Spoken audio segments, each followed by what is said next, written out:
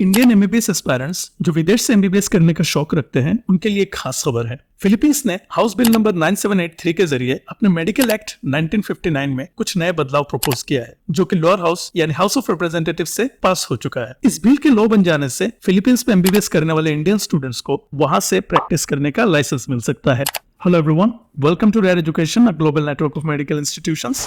इस बिल के बारे में डिटेल में जानकारी देने से पहले आइए जानते हैं इस बिल का करंट स्टेटस। फिलीपींस में प्रेसिडेंशियल गवर्नमेंट है और उनके पार्लियामेंट में दो हाउसेस है, हाउस ऑफ रिप्रेजेंटेटिव्स और सेनेट।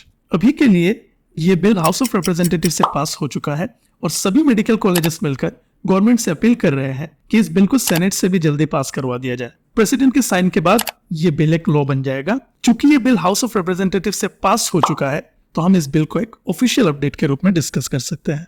अब मैं आपको बिल के कुछ हिस्से पढ़कर सुनाता हूँ, उसके बाद हम इस पर डिटेल में बात करेंगे।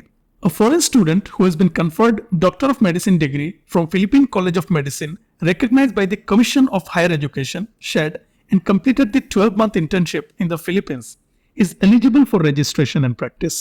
To this end, the SHED is hereby mandated to issue the required certifications or appropriate documentation thereto. The said foreign medical graduates who obtain their medical degree in Philippines medical schools who opt to pursue medical practice in the Philippines shall be allowed to take physician licensure examination and upon passing PLE shall be entitled to practice medicine subject to the provisions under the section 39 और section 40 of this act.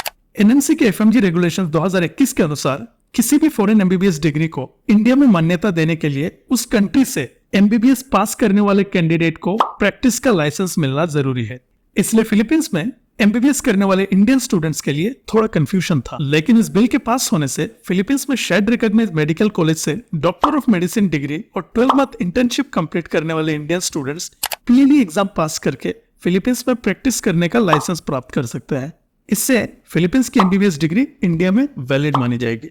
Philippines के education system world class quality और international standards पर based है। MBBS के लिए Philippines के popular होने का कई और वजह है।